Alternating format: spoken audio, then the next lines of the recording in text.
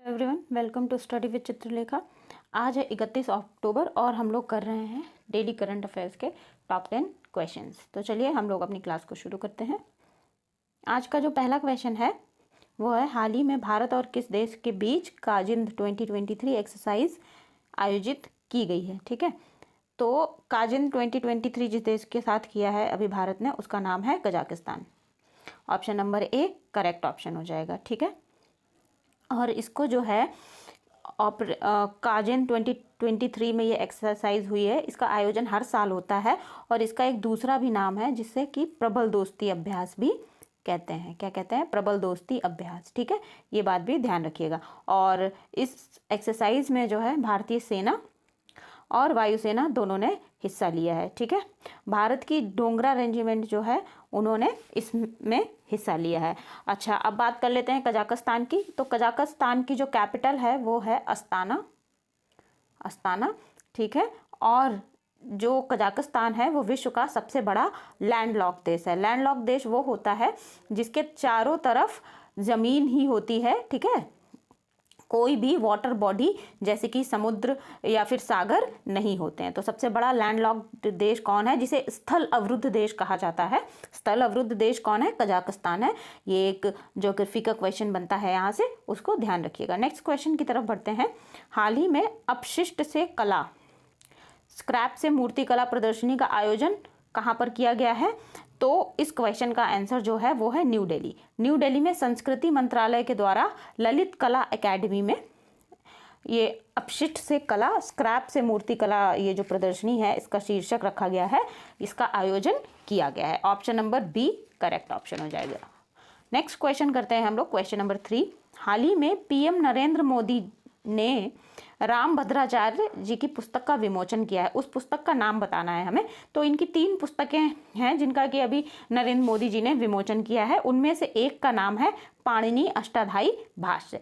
ठीक है, इसका विमोचन अभी प्रधानमंत्री के द्वारा किया गया है। नेक्स्ट क्वेश्चन करते हैं, क्वेश्चन नंबर 4।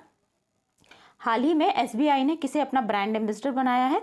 तो एसबीआई ने महेंद्र सिंह धोनी को, MS धोनी को जो है अपना ब्रांड एम्बेसडर बनाया है। Option number B correct option हो जाएगा।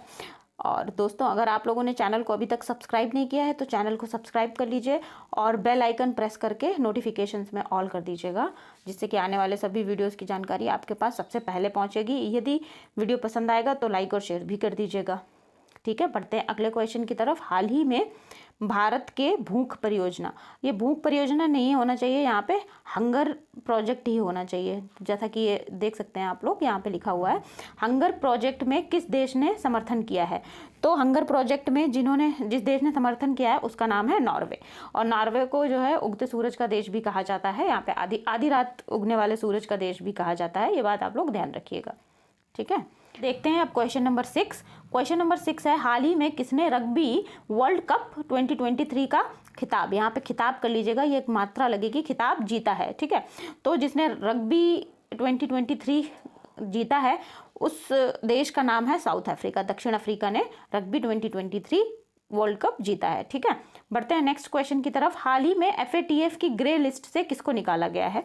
तो अभी FATF की ग्रे लिस्ट से अल्बानिया को निकाला गया है। Option number C correct option हो जाएगा, याद रखिए। क्वेश्चन है क्वेश्चन नंबर 8। क्वेश्चन नंबर 8 क्या कह रहा है? हाल ही में किसे सामाजिक कार्य के लिए USISPF, ये यहाँ पे USI होगा, ठीक है, यहाँ पे थोड़ा सा USISPF है, इसको करेक्ट कर लीजिएगा, ये टाइपिंग मिस्टेक है, सॉरी फॉर दिस।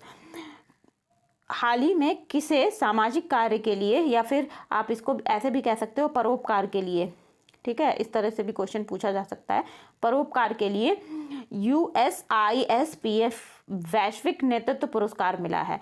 तो जो नीता अंबानी है इनको ये अवार्ड दिया गया है। Option number B correct option हो जाएगा। नेक्स्ट क्वेश्चन देखते हैं। हाल ही में भारत, यहाँ पे एक ये हमारा भारत है, ठीक है, मात्रा लगेगी यहाँ पर।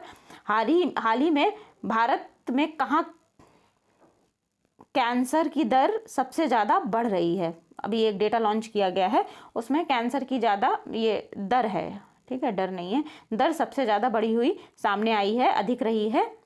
इसका जो करेक्ट आंसर होने वाला है वो है मिज़ोरम। मिज़ोरम में लोगों को जो कैंसर पेशेंट्स हैं उनके बढ़ने की दर सबसे ज़्यादा रिकॉर्ड की गई है। ठीक है, तो आप देखते हैं अगला क्वेश्चन। अगला क्वेश्चन है आज का question of the day, question number 10। तो क्वेश्चन नंबर 10 करने से पहले अगर आप लोगों ने चैनल को सब्सक्राइब नहीं किया है तो फ्रेंड्स चैनल को सब्सक्राइब किए बिना मत जाइएगा। वीडियो पसंद आएगा तो लाइक और शेयर भी ज़रूर करिएगा।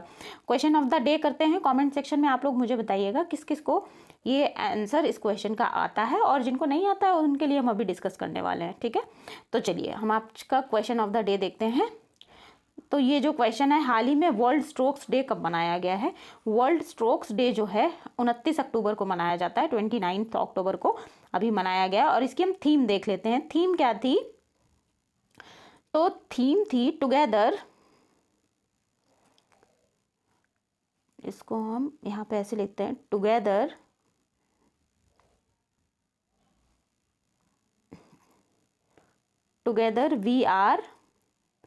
We are greater than stroke, greater than stroke. ठीक है, ये जो है इस बार वर्ल्ड स्ट्रोक्स डे 29 अक्टूबर को जो मनाया गया उसकी थीम थी।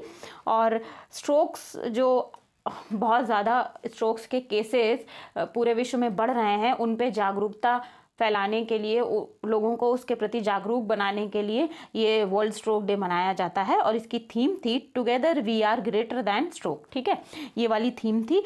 थीम्स भी एग्जाम्स में पूछी जाती है, याद रखिएगा। तो ये थे आज के 31 अक्टूबर के टॉप 10 क्वेश्चन। आई होप ये क्लास आप लोगों को पसंद आई होगी। अपनी राय कॉमेंट सेक्शन में मेरे साथ ज़रूर शेयर करिए और पढ़ते रहिए। मिलते हैं अगली क्लास में। Thank you everyone.